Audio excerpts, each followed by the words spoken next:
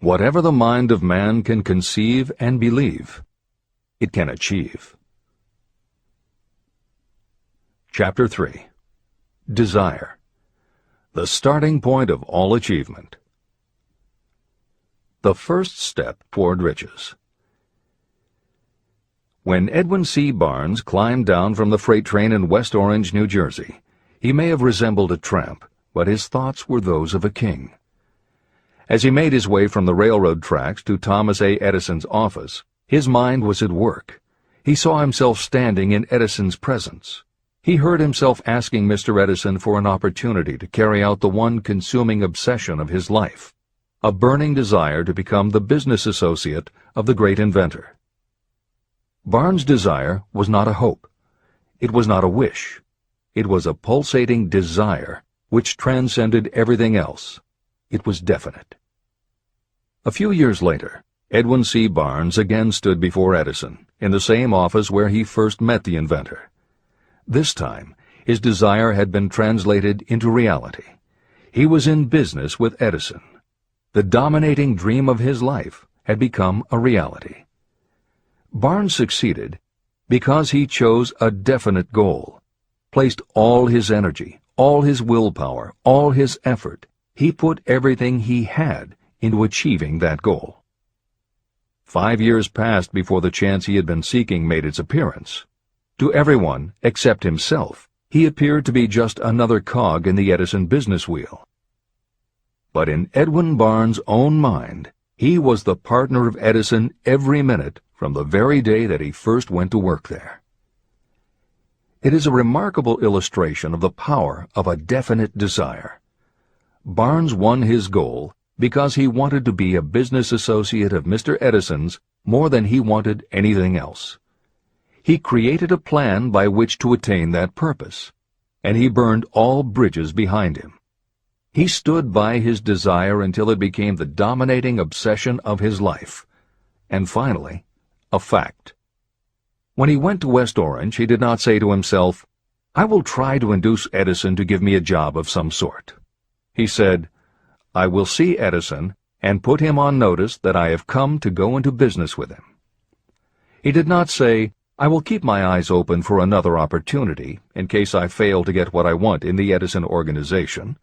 He said, "There is one thing in this world that I am determined to have, and that is a business association with Thomas A. Edison. I will burn all bridges behind me and stake my entire future on my ability to get what I want." He left himself no possible way of retreat. He had to win or perish. That is all there is to the Barnes story of success.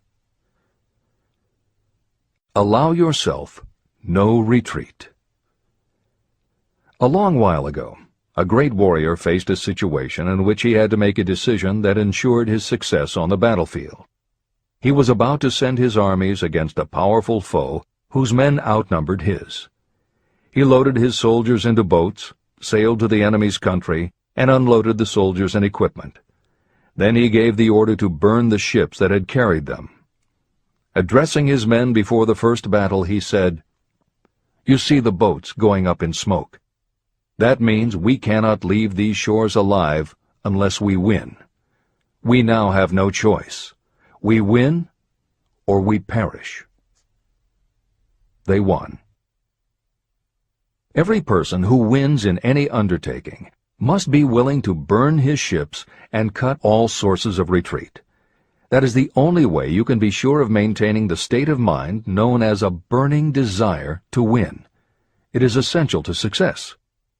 The morning after the Great Chicago Fire, a group of merchants stood on State Street, looking at the smoking remains of what had been their stores. They went into a conference to decide if they would try to rebuild, or if they would leave Chicago and start over in a more promising section of the country. They decided to leave. All except one.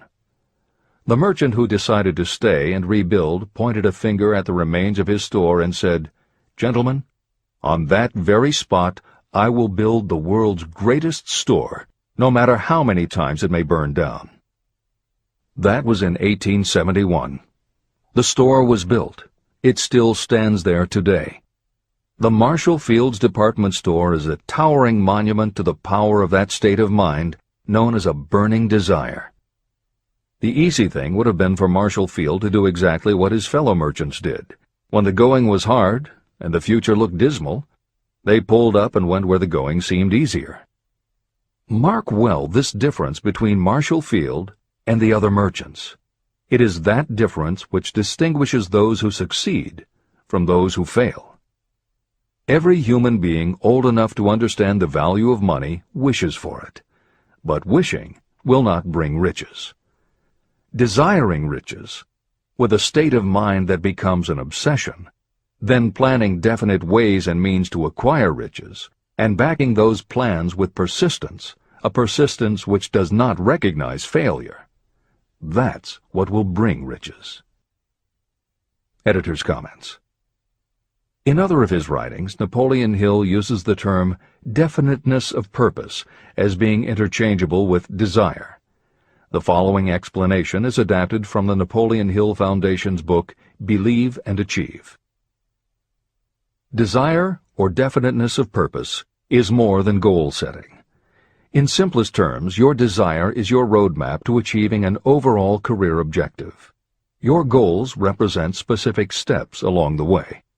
Having a desire, or definiteness of purpose for your life, has a synergistic effect on your ability to achieve your goals. As you become better at what you do, you devote all of your resources toward reaching your objective. You become more alert to opportunities, and you reach decisions more quickly. Every action you take ultimately boils down to the question, will this goal help me reach my desire, my overall objective, or won't it? Your purpose will become your life. It will permeate your mind, both conscious and subconscious. This is the end of the editor's comments. 6 ways to turn desire into gold. The method by which your desire for riches can be transmuted into its financial equivalent consists of 6 definite, practical steps. 1. Fix in your mind the exact amount of money you desire. It is not sufficient merely to say, "I want plenty of money." Be definite about the amount. There is a psychological reason for such definiteness explained in subsequent chapters. 2. Determine exactly what you intend to give in return for the money you desire. There is no such reality as something for nothing. 3. Establish a definite date when you intend to possess the money you desire. 4. Create a definite plan for carrying out your desire, and begin at once, whether you are ready or not, to put this plan into action. 5. Now write it out. Write a clear, concise statement of the amount of money you intend to acquire. Name the time limit for its acquisition. State what you intend to give in return for the money, and describe clearly the plan through which you intend to accumulate it. 6. Read your written statement aloud, twice daily. Read it once just before retiring at night, and read it once after arising in the morning. As you read, see and feel and believe yourself already in possession of the money. It is important that you follow the instructions in these 6 steps. It is especially important that you observe and follow the instructions in the 6th step. You may complain that it is impossible for you to see yourself in possession of money before you actually have it. Here is where a burning desire will come to your aid. If you truly desire money so keenly that your desire is an obsession, you will have no difficulty in convincing yourself that you will acquire it. The object is to want money, and to become so determined to have it that you convince yourself you will have it. If you have not been schooled in the workings of the human mind, these instructions may appear impractical. It may help you to know that the information they convey was given to me by Andrew Carnegie, who made himself into one of the most successful men in American history. Carnegie began as an ordinary laborer in the steel mills, but managed, despite his humble beginning, to make these principles yield him a fortune of considerably more than $100 million. Editor's comment. In today's terms, the value of Carnegie's fortune would be at least $20 billion and probably a good deal more. End of editor's comment. It may be of further help to know that the 6 steps were carefully scrutinized by the famed inventor and successful businessman, Thomas A. Edison. He gave his stamp of approval, saying they are not only the steps essential for the accumulation of money, but also for the attainment of any goal. Editor's comments. In the time since Napoleon Hill wrote these words, advances in our understanding of both the physiology of the brain and the psychology of the mind have yielded a much greater understanding of human motivation. Even so, the methods used by modern motivational experts are essentially the same techniques advised by Hill. Research studies confirm that there is sound psychological basis for doing as Hill advises. Be very specific when setting goals. Perform the physical act of committing those goals to paper, and repeat your stated goal aloud to yourself often. These techniques have gained wide acceptance among modern experts in the field. The psychological principle at work is similar to that which underlies autosuggestion and self-hypnosis, concepts that will be discussed in greater depth in Chapter 5, Autosuggestion, and in Chapter 13, The Subconscious Mind. Hill's instruction to see yourself as you will be when you have already achieved your objective is also a specific technique. Today it is commonly taught by motivational experts under the term creative visualization. In Chapter 4 on faith and in Chapter 5 on autosuggestion, Hill elaborates on his method. Before moving on, the editors would like to reinforce Hill's advice to follow his instructions to the letter. The editors know there is a tendency for the reader to assume that it is enough for them just to intellectually understand a concept. As you read Hill's 6 points, you probably found yourself thinking, sure, some people might need to write things down, but I'm not a kid, I get the idea. Or, okay, I understand that saying it out loud might help some less sophisticated people, but I already understand the point intellectually. If you feel that way, let us remind you that many of the most successful people whom you admire did not think they were too smart or too sophisticated to follow Hill's instructions. The editors would again point out that if Napoleon Hill believed the actual acts of writing and speaking your goals is important, and if psychologists and motivational experts agree, then you would be foolish not to follow this simple advice. Just do it. This is the end of the editor's comments. The steps call for no hard labor. They call for no sacrifice. To apply them does not call for a great amount of education. But the 6 steps do call for enough imagination to see and to understand that the accumulation of money cannot be left to chance or luck. You may as well know right here that you can never have riches in great quantity unless you can work yourself into a white heat of desire for money and actually believe you will possess it.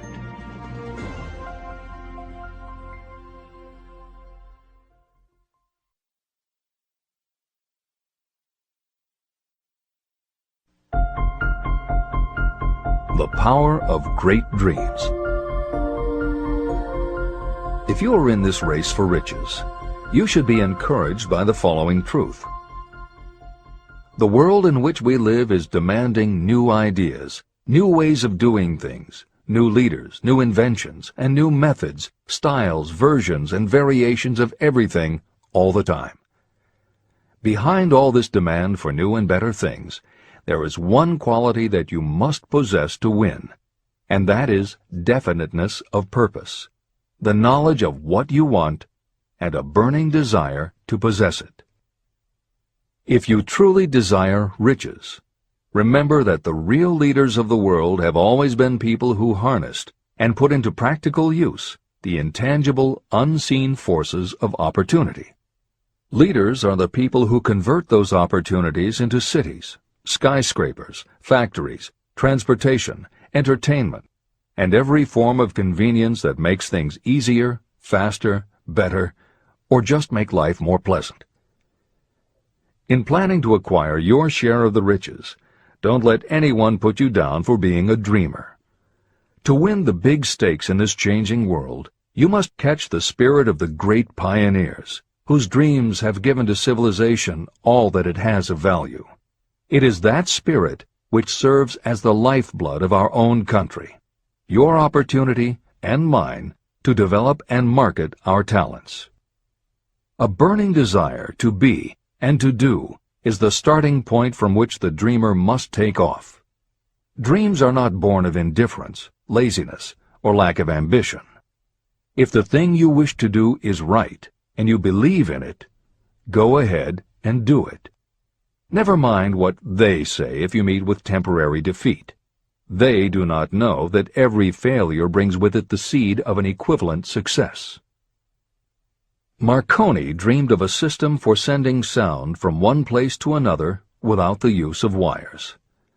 It may interest you to know that Marconi's friends had him taken into custody and examined in a psychiatric hospital when he announced he had discovered a principle by which he could send messages through the air. Evidence that he did not dream in vain may be found in every radio and television set, cellular phone, communication satellite, and every other wireless device in the world.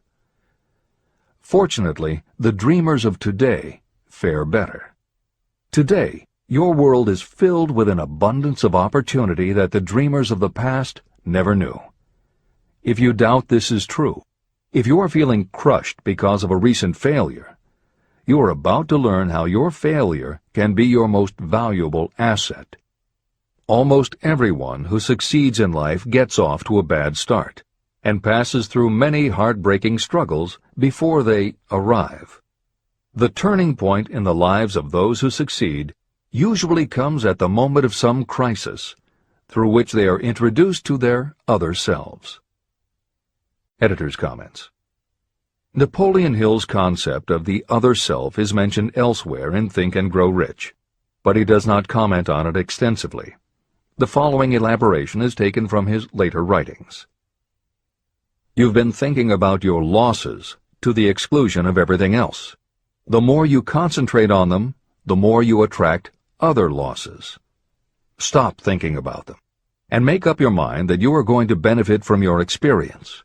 Whatever personal obstacles you face, you must start getting to know that side of your personality that knows no obstacles, that recognizes no defeats. Cultivate a friendship with the other you, so no matter what you're doing, you are allied with someone who shares your goals.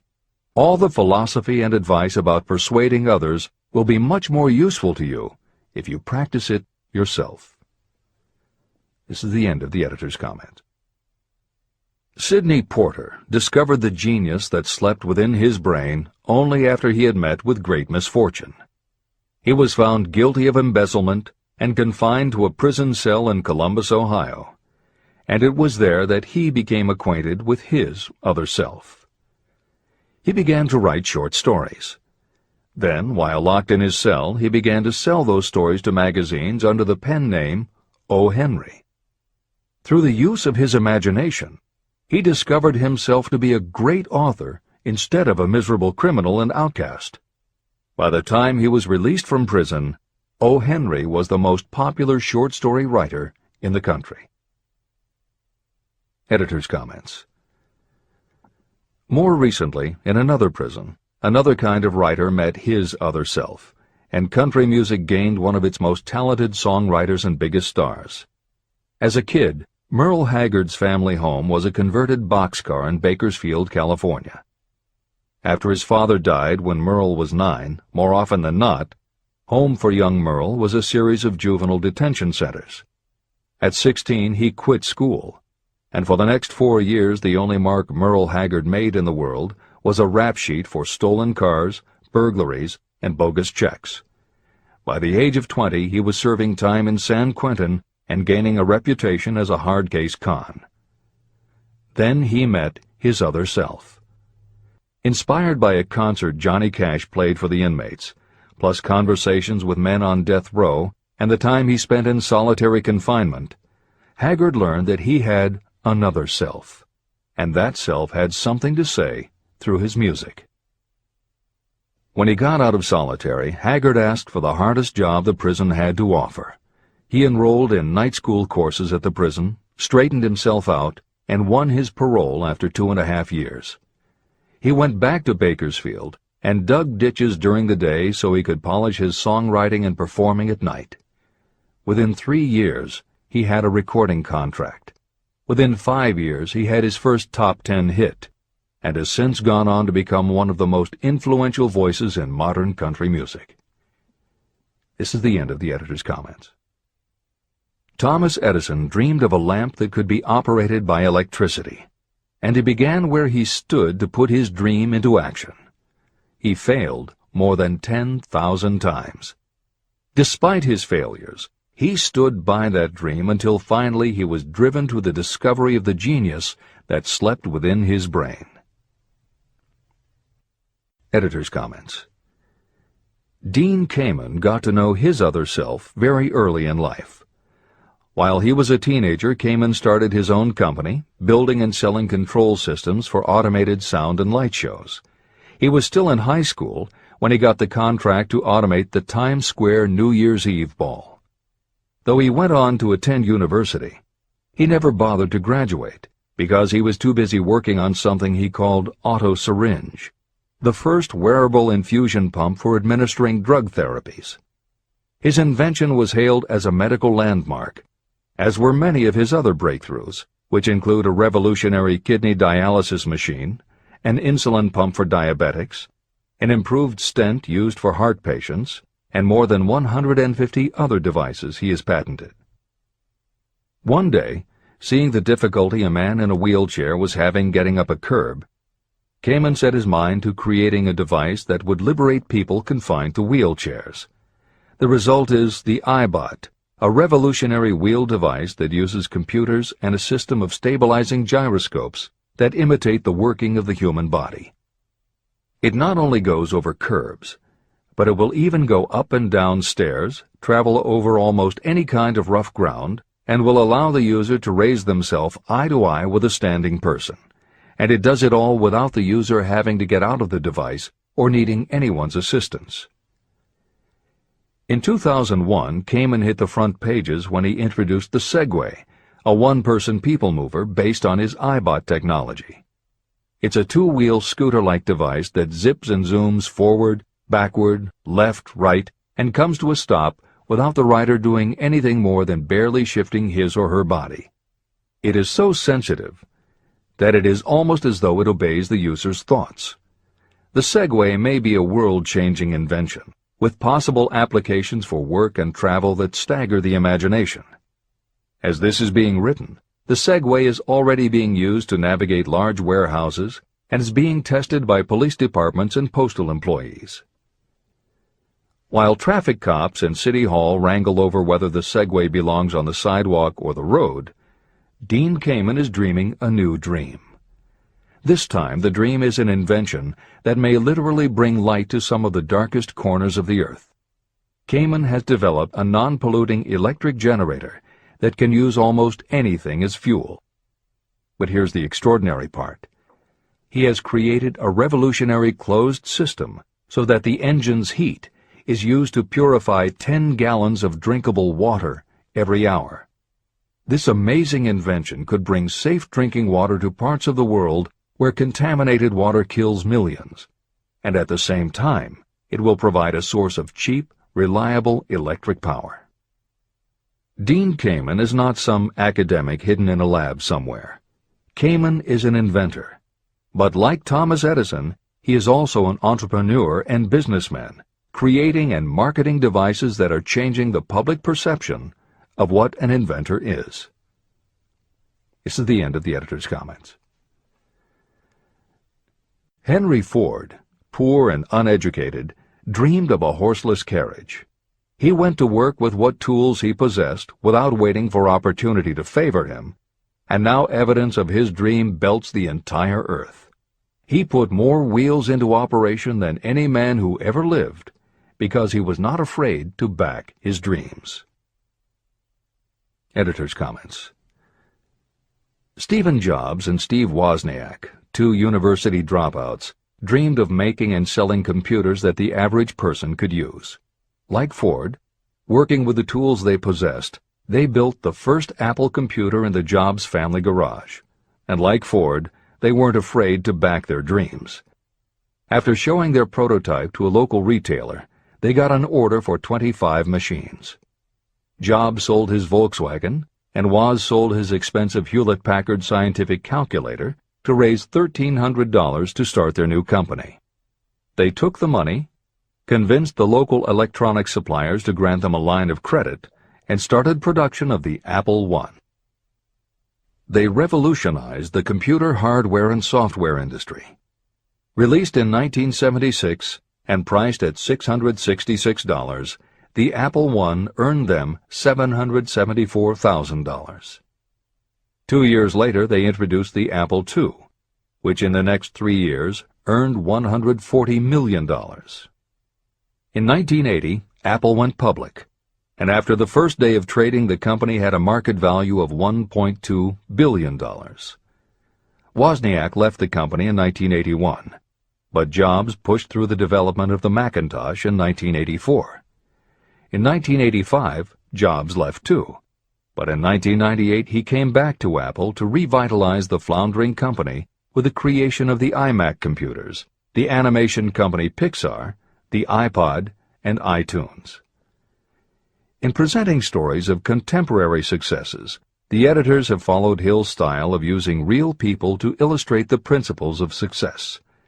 But Napoleon Hill was granted a rare privilege.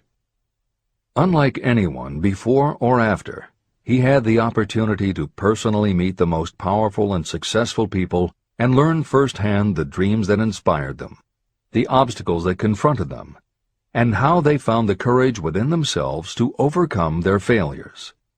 Hill met many of the inventors and the empire builders who laid the foundations of 20th century American industry while they were still news, not history. Then, for more than 25 years, he studied the habits and learned the secrets of the next generations who built on the foundations, forged new industries, devised new systems, and dreamed new dreams. It was only because Hill was given such unprecedented access over such a long period that he was able to compare, contrast, analyze, and then formulate a philosophy of achievement based on the real stories of real people who had used these techniques to create their success. Think and Grow Rich revolutionized self-help writing, and to this day is the standard against which all motivational literature is measured. Its success also helped create the market for the thousands of business biographies that tell in detail how the dreams were born, plans were made, frustrations were faced, and triumphs achieved in every sector of modern business. And because this wealth of information is now available with little more than the click of a mouse, you can read, hear, or watch today's greatest entrepreneurs and most successful CEOs confirming in their own words the basic truth behind every one of the principles Napoleon Hill explains in this book. The products or services they sell may be different, but the story of their success is the same. Dreams, followed by failures, followed by lessons learned, then success. For every Henry Ford, Thomas Edison, or O. Henry that Napoleon Hill cites to make a point, today there is a Steve Jobs, Dean Kamen, or Merle Haggard, proving that Hill's points are still valid. This is the end of the editor's comments. There is a difference between wishing for a thing and being ready to receive it. No one is ready for a thing until they believe they can acquire it. The state of mind must be belief, not mere hope or wish. Open-mindedness is essential for belief. Closed minds do not inspire faith, courage, and belief. Remember, no more effort is required to aim high in life, to demand abundance and prosperity, than is required to accept misery and poverty. A great poet has correctly stated this universal truth through these lines. I bargained with life for a penny, and life would pay no more. However, I begged at evening when I counted my scanty store. For life is a just employer. He gives you what you ask. But once you have set the wages, why you must bear the task. I worked for a menial's hire, only to learn dismayed that any wage I had asked of life, life would have willingly paid. Desire outwits Mother Nature. As a fitting climax to this chapter, I wish to introduce one of the most unusual persons I have ever known. I first saw him a few minutes after he was born. He came into the world without any physical sign of ears. When pressed for an opinion, the doctor concluded that the child might be deaf and mute for life. I challenged that doctor's opinion. I had the right to do so. I was the child's father. I, too, reached a decision. But I expressed my opinion silently, in the secrecy of my own heart. In my own mind, I knew that my son would hear and speak. How? I was sure there must be a way, and I knew I would find it. I thought of the words of the immortal Emerson. The whole course of things goes to teach us faith. We need only obey. There is guidance for each of us, and by lowly listening we shall hear the right word. The right word? Desire. More than anything else, I desired that my son should not be deaf and unable to speak. From that desire, I never receded, not for a second. What could I do about it? Somehow, I would find a way to transplant into that child's mind my own burning desire for ways and means of conveying sound to his brain without the aid of ears. As soon as the child was old enough to cooperate, I would fill his mind so completely with a burning desire to hear that nature would, by methods of her own, translate it into physical reality. All this thinking took place in my own mind, but I spoke of it to no one. Every day I renewed the pledge I had made to myself that my son should not be deaf. As he grew older and began to take notice of things around him, we observed that he had a slight degree of hearing. When he reached the age when children usually begin talking, he made no attempt to speak, but we could tell by his actions that he could hear certain sounds slightly. That was all I needed to know. I was convinced that if he could hear, even slightly, he might develop still greater hearing capacity. Then something happened that gave me hope. It came from an entirely unexpected source. We bought a phonograph. When the child heard the music for the first time, he went into ecstasies. He promptly appropriated the machine. On one occasion, he played a record over and over for almost 2 hours, standing in front of the phonograph with his teeth clamped on the edge of the case. The significance of this did not become clear to us until years afterward. At the time, we had never heard of the principle of bone conduction of sound. Shortly after he appropriated the phonograph, I discovered that he could hear me quite clearly when I spoke with my lips touching his mastoid bone at the base of the skull.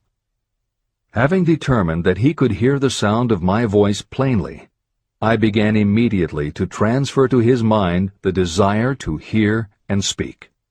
When I discovered that my son enjoyed bedtime stories, I went to work creating stories designed to develop in him self-reliance, imagination, and a strong desire to hear. There was one storyline in particular that I emphasized over and over. Every time I told it, I gave it some new and dramatic coloring. These stories were designed to plant in his mind the thought that his affliction was not a liability, but an asset of great value. As a result of my studies and personal experience, I firmly believe that every adversity brings with it the seed of an equivalent advantage. However, despite my beliefs, I must confess that I did not have the slightest idea how this disability could ever become an asset. He won a new world with 6 cents. As I analyze the experience in retrospect, I can see now that my son's faith in me had much to do with the astounding results. He did not question anything I told him. I sold him on the idea that he had a distinct advantage over his older brother and that this advantage would reflect itself in many ways. For example, the teachers in school would observe that he had no ears, and because of this they would show him special attention and treat him with extraordinary kindness. And they always did. I also sold him on the idea that when he became old enough to sell newspapers, his older brother had already become a newspaper merchant, he would have a big advantage over his brother. My reasoning was that people would pay him extra money for his wares because they could see that he was a bright, industrious boy, despite the fact that he had no ears. When he was about 7, he showed the first evidence that my method of stimulating his mind was bearing fruit. For several months he begged for the privilege of selling newspapers, but his mother would not give the project her consent. Finally, he took matters in his own hands. One afternoon, when he was left at home with the staff, he climbed through the kitchen window, shinnied to the ground, and set out on his own. He borrowed 6 cents in capital from the neighborhood shoemaker and invested it in papers, which he sold out. He took his earnings, reinvested in more newspapers, and kept repeating until late in the evening.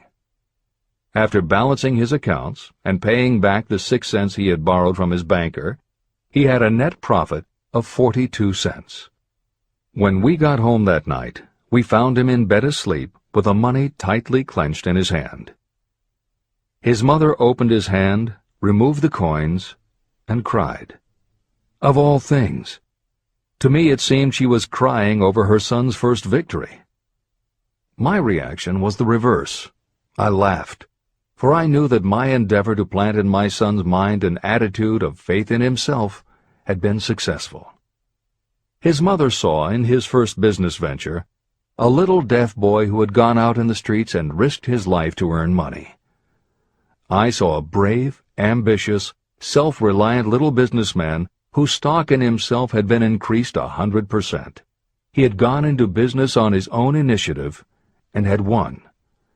I was not only pleased, I was impressed. He had clearly demonstrated the first signs of a resourcefulness that would go with him all through life. The little deaf boy went through grade school, high school, and college without being able to hear his teachers, except when they shouted loudly at close range. He did not go to a school for the deaf, and we did not use sign language. We were determined that he should live like any other boy who could hear and speak. We stood by that decision, although it cost us many heated debates with school officials. While he was in high school, he tried an electronic hearing aid, but it was of no value to him. During his last week in college, something happened that marked the most important turning point of his life. Through what seemed to be mere chance, he came into possession of another electronic hearing device, which was sent to him on trial. He was slow about testing it, due to his disappointment with a similar device. Finally, he picked it up carelessly, placed it on his head, and hooked up the battery.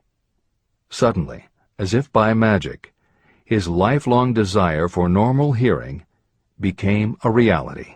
For the first time in his life, he heard practically as well as any person with normal hearing. Overjoyed because of the changed world that had been brought to him, he rushed to the telephone, called his mother, and heard her voice perfectly. The next day, for the first time in his life, he plainly heard the voices of his professors in class. For the first time in his life, he could converse freely with other people without them having to speak loudly. Truly, he had come into possession of a changed world. His desire was finally paying dividends. But the victory was not yet complete. He still had to find a definite and practical way to convert his disability into an equivalent asset. Thought that works miracles. Intoxicated with the joy of his newly discovered world of sound, he wrote a letter to the manufacturer of the hearing aid, enthusiastically describing his experience. Something in his letter prompted the company to invite him to New York. He was escorted through the factory, and while talking with the chief engineer, telling him about his changed world, a hunch, an idea, or an inspiration, call it what you wish, flashed into his mind. It was this impulse of thought that converted his disability into an asset destined to pay dividends in both money and happiness to thousands for all time to come. The sum and substance of that impulse was this. It occurred to him that he might be of help to the millions of people who go through life without the benefit of hearing devices, if he could find a way to tell them the story of his changed world. For an entire month, he carried out intensive research, during which he analyzed the entire marketing system of the manufacturer of the hearing device. Then he created a plan for reaching out to other hearing-impaired people all over the world, to share with them his newly discovered changed world. When this was done, he put in writing a 2-year plan based upon his findings. When he presented the plan to the company, he was instantly given a position for the purpose of carrying out his ambition. Little did he dream when he went to work that he was destined to bring hope and practical relief to thousands of people who, without his help, would have been limited forever by deafness. There's no doubt in my mind that Blair would have been deaf and unable to speak all his life if his mother and I had not managed to shape his mind as we did. When I planted in his mind the desire to hear and talk and live as other people, there went with that impulse some strange influence that caused nature to become bridge builder and span the gulf of silence between his brain and the outer world. Truly, a burning desire has devious ways of transmuting itself into its physical equivalent. Blair desired normal hearing. Now he has it. He was born with a condition that in those days might easily have sent a person with a less defined desire to the street with a bundle of pencils and a tin cup.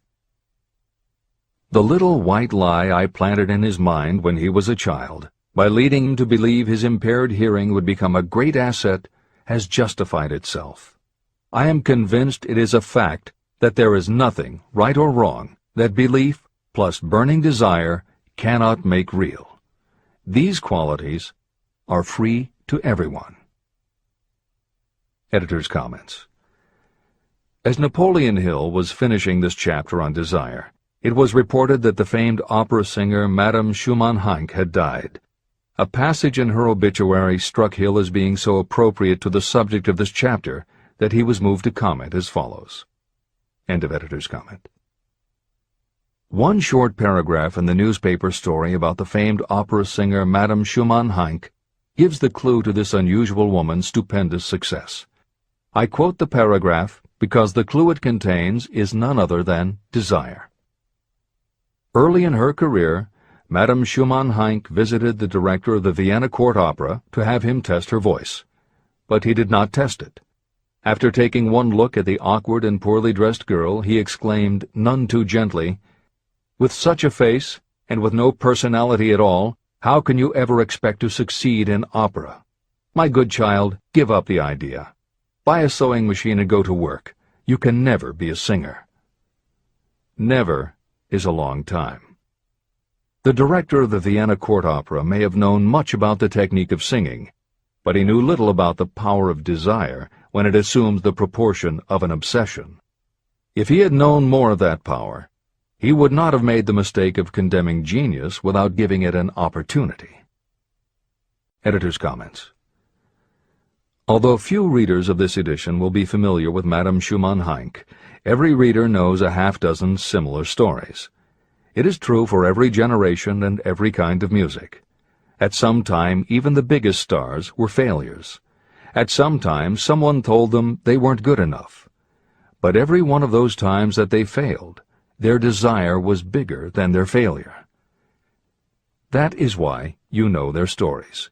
And it's also why you've never heard about the thousands of other performers who were also told they weren't good enough. The ones you've never heard of are the ones whose desire wasn't big enough. They are the ones who believed that failure was defeat. This is the end of the editor's comment. Several years ago, one of my business associates became ill. He became worse as time went on, and finally was taken to the hospital for an operation. The doctor warned me that there was little if any chance of my ever seeing him alive again. But that was the doctor's opinion. It was not the opinion of the patient. Just before he was wheeled away, he whispered to me, "Do not be disturbed, Chief. I will be out of here in a few days."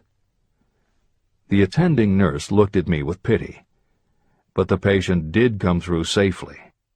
After it was all over, his physician said, "Nothing but his own desire to live saved him.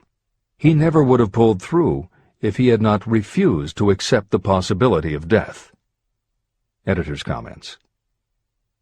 By the 1980s, the phenomenon that Napoleon Hill wrote about in the preceding paragraph was embraced by a growing segment of the population. Among the adherents were numerous medical professionals who incorporated the concept under the term the body-mind connection. And by the turn of the 21st century, the belief that the mind can manifest physical changes in the body had become a part of mainstream medical practice. In Chapter 5, Autosuggestion, you will find further comment on the medical aspects of having a burning desire. This is the end of the editor's comment.